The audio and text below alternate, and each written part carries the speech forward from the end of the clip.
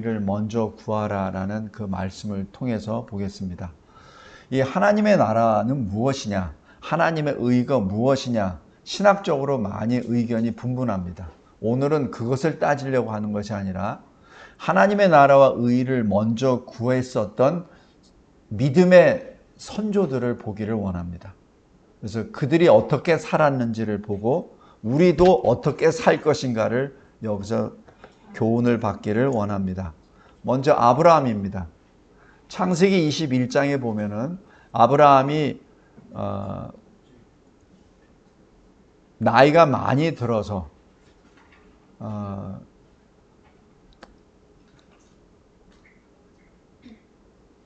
가장으로 살고 있을 때 아비멜렉이라는 당시의 왕이 군대 장관을 데리고 와서 같이 사이좋게 살자, 서로 평화롭게 살자는 제의를 합니다. 이러한 평화협정 제의는 강자가 약자에게 오는 것이 아니라 약자가 강자에게 오는 겁니다. 강자가 뭐토록 평화협정을 맺자고 합니까? 약자가 오죠. 우리 좀 잘 보살펴 주세요라고 하는 것이죠. 그런데 오늘 여기서는 일국의 왕이 아브라함에게 와서 제의를 합니다. 다시 얘기해서 아브라함이 강자가 돼버린 거예요. 근데 실은 외견상 보면 결코 그렇지 않습니다. 아브라함은 한 노인입니다. 그리고 가족을 이루는 가장에 속합니다. 부자는 부자지만 한 나라의 왕보다 강하지가 못합니다. 그런데 이런 일이 벌어졌습니다. 왜 그럴까요? 지금 이 아비멜렉이 아브라함에게 이렇게 말을 해요. 당신이 무슨 일을 하든지 하나님이 당신과 함께 계시도다. 이건 뭐예요? 지금 아비멜렉 왕은 아브라함을 두려워하는 것이 아니라 아브라함과 함께 동행하시는 하나님을 두려워하는 겁니다. 그러니까 늙은 아브라함에게 와서 평화협정을 맺자고 그러죠. 그런데 여기서 질문. 어떻게 하나님을 믿지도 아니하고 하나님을 알지도 못하는 아비멜렉 이방 왕이 어떻게 하나님이 아브라함과 함께 계시는 것을 알게 됐냐고요. 어떻게? 알지도 못하는 하나님을 어떻게 자기 입으로 말을 합니까? 이상하죠? 이게 첫 번째 질문입니다. 두 번째, 요셉입니다. 창세기 39장, 41장, 45장에 요셉의 모습이 나타나요. 요셉이 형들에 의하여 팔려갑니다. 17살에. 있을 수 없는 일이죠. 형들이 팔아버려요. 그런데 요셉을 산 애굽의 보디발, 굉장히 힘 있는 사람이죠. 이 사람이 요셉을 자기 가정을 다 보살피는 총무로 세웁니다. 왜 그랬을까요? 보디발은 이렇게 고백합니다. 여호와께서 요셉과 함께 하심을 보며 또 여호와께서 요셉의 범사에 형통하게 하심을 보았다. 그래서 총무로 세웁니다. 있을 수 없는 일이에요. 어떻게 그 은 30으로 산 노예를 자기 집을 다 보살피라고 합니까? 있을 수 없죠. 근데 또 하나 있을 수 없는 일은 어떻게 보디발이라는 애굽 사람의 입에서 여호와라는 말을 합니까? 애굽은 많은 신들을 섬기고 있는 그런 나라예요. 근데 어떻게 여호와라는 말을 합니까? 있을 수 없습니다. 왜? 또 두 번째, 보디발의 아내의 모함으로 이 요셉은 감옥에 들어가 버려요. 죄수가 돼버립니다. 그런데 참으로 이상한 것이 그 간수장이 요셉에게 모든 일을 또 다 맡겨버려요. 있을 수 없는 일이죠. 뭘 믿고 믿는다고 요셉 그 죄수에게 모든 일을 다 맡깁니까? 만약에 그렇다면 그 요셉이 열쇠 들고 튀면 어떡하려고? 그죠? 그런데 간수장이 요셉에게 모든 것을 다 맡깁니다. 왜? 여호와께서 요셉과 함께 하시며 여호와께서 그를 범사에 형통하게 하셨다. 이 간수장도 마찬가지입니다. 애굽 사람이에요. 근데 어떻게 여호와를 아냐고. 그죠? 있을 수 없는 일이 벌어지죠. 또 우리 잘 알고 있는 바로 왕도 보십시오.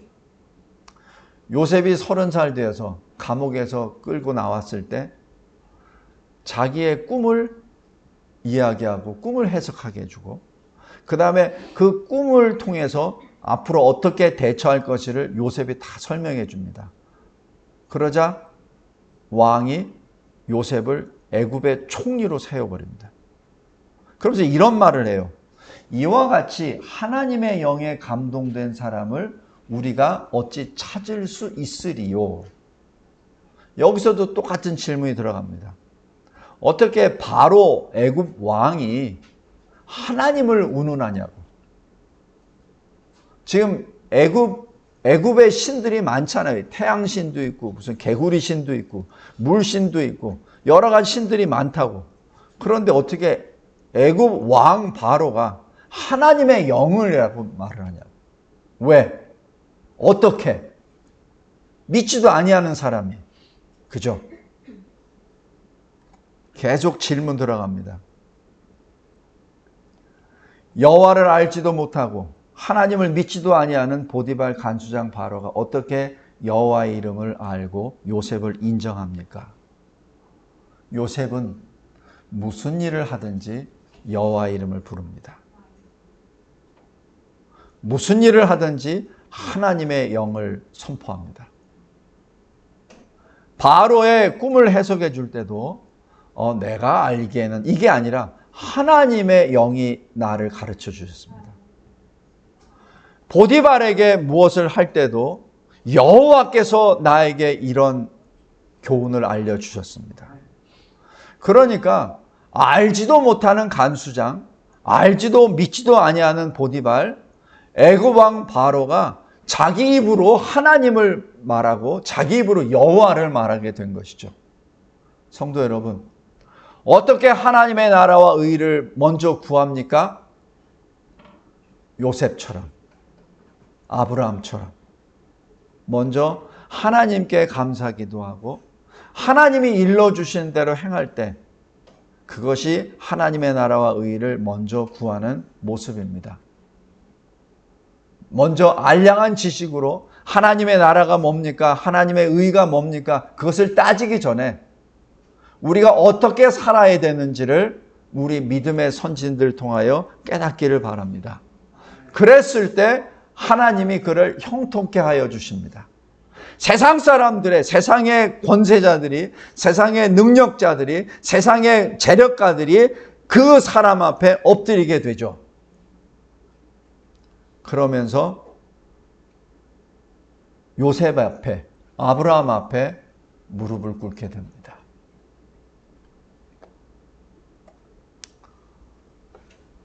요셉은 그러면은 어느 정도까지 하나님의 마음을 알았을까요? 창세기 45장 5절에 형들이 요셉 때문에 근심하고 한탄합니다. 이때 형들을 위로해요. 왜? 형들이 마음에 찔리죠. 22년 전에 동생 요셉을 팔아버렸는데 그 동생이 총리가 돼버렸으니 이제는 그 동생한테 혼날 때가 됐잖아요. 그러니까 항상 근심하지. 이때 요셉이 이렇게 말합니다. 하나님이 생명을 구원하시려고 나를 형들보다 먼저 보내셨나이다.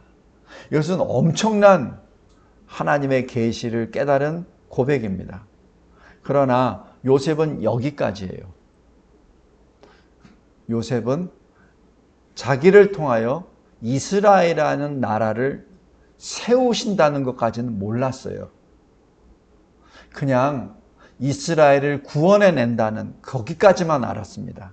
그러나 하나님의 계획은 그게 아니에요. 하나님의 계획은 이스라엘이라는 나라를 세우는 데 있습니다. 성도 여러분, 우리가 하나님의 말씀을 통하여 하나님의 뜻을 아는 듯 하지만 하나님의 그 위대하신 계획은 우리가 온전히 알 수 없어요. 요셉마저도 알지 못했습니다. 아브라함도 알지 못했어요.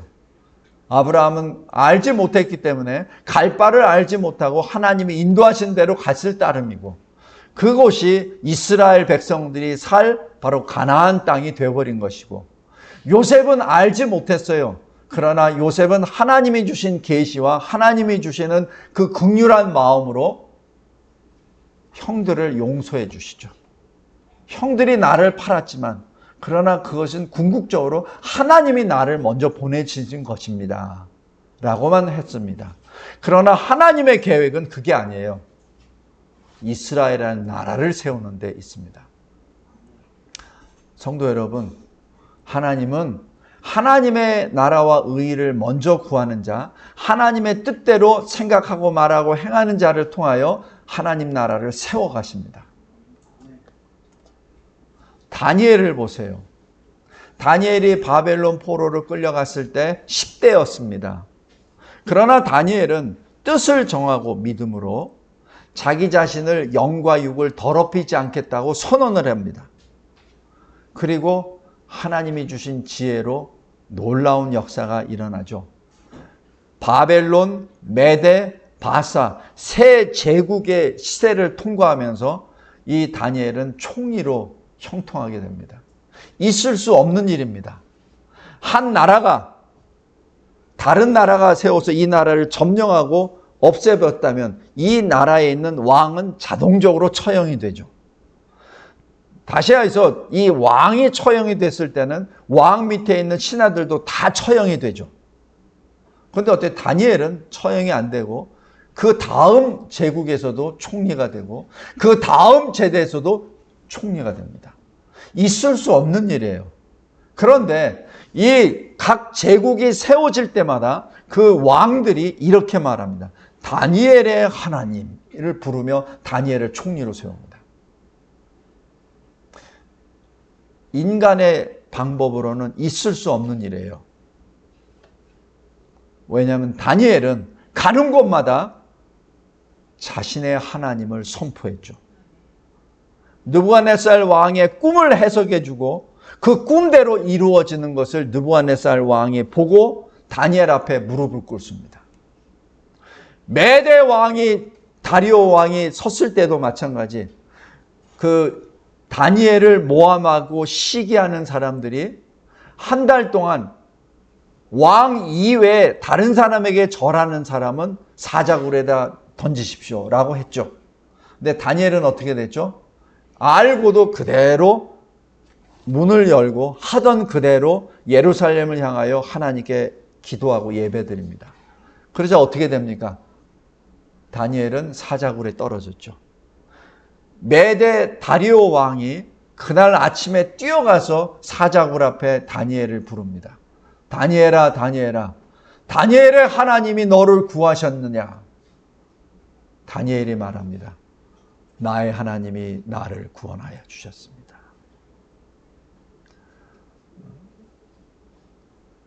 있을 수 없는 일이에요. 그러나 다니엘의 그 하나님이 다니엘을 지켜주셨다는 그것으로 인하여 다니엘을 모함했던 사람들은 다 처형이 되고 다니엘은 다시 총리가 됩니다. 그 다음에 바사, 페르시아 제국이 왔을 때도 다니엘은 형통했다라고 그렇게 기록합니다. 형통했다는 얘기는 다니엘이 그대로 총리가 됐다는 것을 의미합니다. 그런데 다니엘이 여기 다리오 왕 원년 메대 때 예레미야 선지자의 책을 통하여 바벨론 70년이 끝난 때를 예지했습니다. 그래서 그때부터 기도하기 시작해요. 그리고 메대 제국이 사라지고 바사 제국이 들어왔을 때 그때 고레스 왕 1년 원년에 놀라운 역사가 일어납니다. 이스라엘 백성들을 다시 예루살렘으로 귀환하라. 그곳에서 성전을 건축하라라는 명령까지 받게 됩니다. 이것을 역대하 36장, 에스라 1장에서는 성령의 감동함을 받은 고레스가 이렇게 표현합니다. 그런데 다시 한번 질문합니다. 어떻게 고레스가 이방인인데, 불신자인데 여호와를 압니까? 어떻게 압니까? 어떻게 하나님을 압니까? 바로 그 당시에 고레스의 옆에 있었던 다니엘입니다. 다니엘이 여호와를 선포했고, 다니엘이 예루살렘의 성전의 건축을 하나님 앞에 선포했고, 거기에 감동을 받은 고레스가 허락한 거죠. 하나님의 나라와 하나님의 의는 하나님의 말씀에, 하나님의 영에 충만한 자에 의하여 증거가 되고 이루어집니다. 다니엘이 하나님 앞에 기도하고 하나님 앞에 응답함으로 고레스 왕이 감동을 받고, 그 당시에 자기 통치 1년, 원년에 이스라엘 백성들을 석방하죠. 그것을 어떻게 알고 있냐고요? 다니엘 10장 1절 2절에 보면 바사왕 고레스 제3년에 나 다니엘이 3주간 금식기도 합니다. 왜냐하면 고레스 왕 1년에 예루살렘으로 갔었던 이스라엘 백성들이 성전을 건축하려 하다가 주변의 사람들의 모함으로 중단이 됩니다. 20년 동안. 그래서 다니엘이 3주간 금식기도로 들어갑니다. 이것을 봤을 때 고레스 왕 원년에 이스라엘이 귀환됐다는 것은 다니엘의 역사였습니다. 하나님이 다니엘을 통하여 역사하신 것이라는 증거입니다. 하나님은 요셉을 통하여 이스라엘 나라를 세우시기도 하시고, 다니엘을 통하여 무너진 이스라엘을 재건하시기도 하십니다. 우리 대한민국도 마찬가지입니다. 저 북한도 마찬가지입니다. 우리가 세울 수 없어요. 우리가 북한을 재건시킬 수 없습니다. 하나님이 하셔야 됩니다. 아무리 우리가 애를 써도 되지가 않아요. 할 수가 없습니다. 우리보다 훨씬 강한 나라들이 다 배치가 되어 있기 때문에 우리가 아무리 용을 쓴다 하더라도 되지 않아요. 그런데 하나님은 하십니다. 그래서 우리가 할 일은 우리가 먼저 하나님의 나라와 의를 먼저 구하는 아브라함처럼, 요셉처럼, 다니엘처럼 하나님 앞에 무릎 꿇고 기도하고 하나님의 뜻을 이루어 나아갔을 때 하나님은 우리도 모르는 사이에 하나님의 방법으로 북한을 재건할 줄 믿습니다. 그때가 그리스도 안에서 남과 북이 하나가 되고 눈물로, 슬픔의 눈물이 아니라 감사의 눈물로 같이 예배를 드릴 그때가 오리라 믿습니다. 하나님은 하나님의 나라와 하나님의 의를 먼저 구하는 하나님의 사람들, 바로 교회를 통하여 하나님의 나라를 세우십니다. 이 도표는 조각조각으로 가지고 있었던 제 지식을 하나로 이게 뭉쳐서 한번 봤습니다. 1620년 영국의 청교도 필그림이 청교도가 신앙을 지키기 위하여 대서양을 건넙니다. 101명이 건너요. 거기에 아이들이 32명이 있습니다. 지금은 대서양을 건너는 게 큰 문제가 아니에요. 그러나 그 당시에 배를 타고 2달 동안 건넙니다. 생명을 걸어요. 왜냐하면 그 당시 영국 국왕이 이렇게 말합니다. 너 교회들 잘 들어. 기도할 때 내가 쓴 기도문으로 기도해. 이렇게 합니다. 그러자 성도들이 어떻게 기도를 왕이 쓴 기도문으로 기도합니까? 성령의 감동함으로 말씀대로 기도하는 것이 기도지. 그래서 거부합니다. 그래서 국왕이 이렇게 말합니다. 너희에게 두 가지 길을 주겠다. 하나, 죽어라. 두 번째, 죽기 싫으면 이 나라를 떠나라. 두 가지 옵션입니다. 그래서 101명이 배를 타고 그 나라를 떠납니다. 그것이 청교도입니다. 신앙을 지키기 위하여 예배를 온전히 드리기 위하여 떠납니다. 근데 그때 하나님은 신대륙을 주십니다. 죽는 것 같으나 그 사람들에게 땅을 주십니다. 그것이 지금 현재 아메리카 대륙입니다. 근데 그곳에서 그 신앙을 지키기 위해 왔었던 그 청교도들이 그 2세, 3세들이 어떤 일이 벌어지죠? 신앙을 버려버립니다. 자기 부모 세대는 신앙 때문에 왔는데 그 다음 세대는 신앙을 버려버려요. 성도 여러분, 신앙을 지키는 것이 그래서 굉장히 중요합니다. 내 뜻대로 내 자녀가 신앙을 받는 거 아니에요. 내가 잘 믿는다고 해서 내 아들, 딸, 손주들이 잘 믿는 거 결코 아닙니다. 신앙은 하나님과 각자의 1대1의 문제예요. 내 아버지가 신실하다고 해서 내가 신앙이 신실한 거 아니에요. 내가 하나님과 하나님을 만나야 되죠. 근데 여기 청교도 2세들, 3세들이 하나님을 떠납니다. 얼마나? 40%. 그 이유에 대한 것은 제가 나중에 또 시간 되면 얘기하겠습니다. 그러자 1720년 회개운동이 시작됩니다. 50년 동안. 그것이 제1대각성운동입니다. 그러니까 50년 동안 회개하고 50년 동안 말씀이 선포됩니다. 그때 하나님이 선물을 주십니다. 1720년부터 1770년까지 50년 동안 각성운동이 일어나고 6년 후 1776년에 미국을 건국해 주십니다. 이건 우연이 아니에요. 미국이 그때 독립이 되고 미국이 세워집니다. 다시 1800년부터 다시 회개운동이 또 들어갑니다. 그것이 제2각성운동입니다. 50년을 또 합니다. 그러자 1885년에 새로운 선물을 또 주십니다.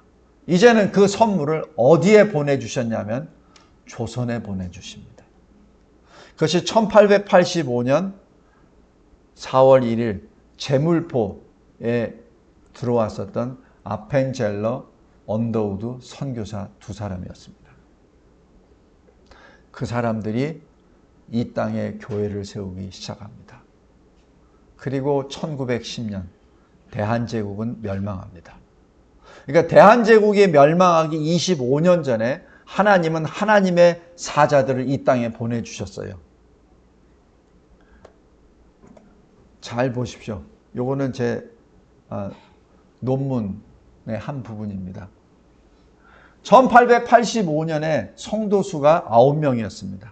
요 수는 장로교회만을 분석한 겁니다. 조금씩 늘어요.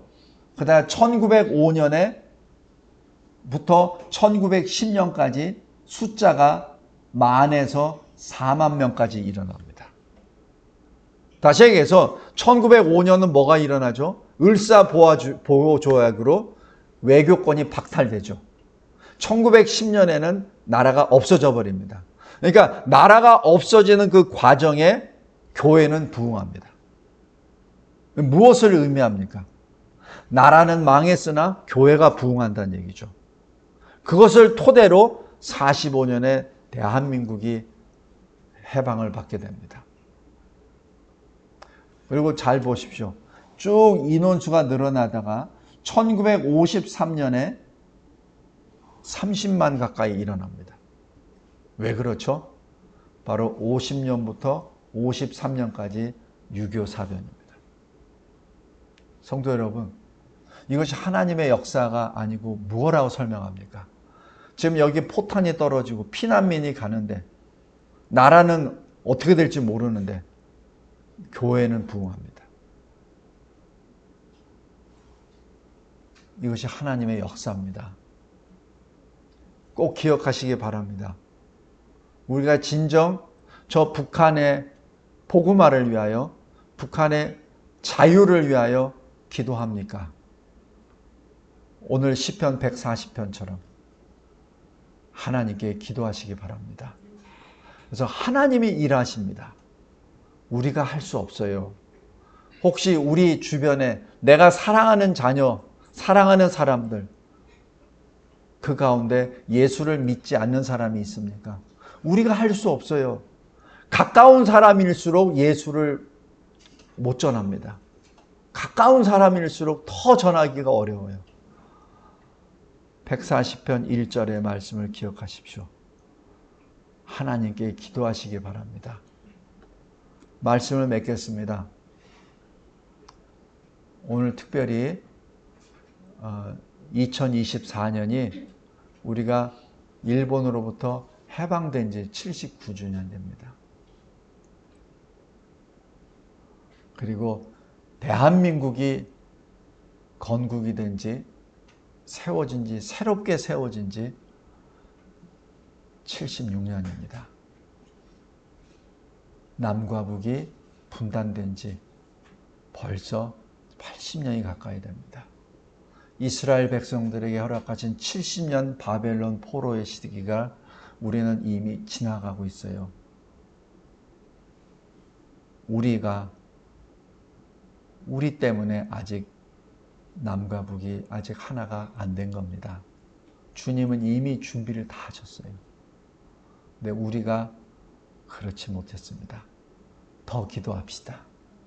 하나님은 하나님의 나라를 세우시길 원합니다. 이 땅에 하늘에서와 같이 이 땅에서도 하나님의 나라를 세우기를 원하십니다. 우리 주기도문에 나오는 거잖아요. 우리 가정사도 마찬가지입니다. 우리가 몸담고 있는 직장이나 일터도 마찬가지고 우리가 공부하는 학업이나 시험도 마찬가지고 모든 게 마찬가지입니다. 하나님은 우리가 하나님의 사람이 형통하게 되기를 원하십니다. 형통한다는 얘기는 이 세상 사람들의 잣대로 성공한다는 것이 아니라 하나님의 눈으로 기뻐하시는 것이죠. 이 세상의 잣대로 돈을 벌고 출세하고 하는 것이 형통이 아닙니다. 하나님의 눈으로 보아서 기뻐하시는 것이죠. 하나님은 하나님의 나라와 의를 먼저 구하는 사람들, 특별히 교회를 통하여 하나님의 나라를 세우십니다. 하나님 감사하고 감사합니다. 저희들에게 이 위대하신 주님의 말씀을 주심에 진심으로 감사합니다. 내일 일은 내일에게 맡기라 라는 주님의 말씀, 그렇습니다. 내일 일을 지금 내가 아무리 걱정하고 근심한다 하더라도 어느 것 하나 변화시킬 수 없음을 고백합니다. 내일 일은 내일이 하는 것이요, 내가 하는 것이 아니요. 내가 지금 하는 것은 하나님의 나라와 의를 먼저 구하는 것으로 하나님의 마음에 맞는, 하나님을 기쁘시게 하는 나의 삶, 우리의 행복, 이 나라 교회의 역사가 되게 하옵소서.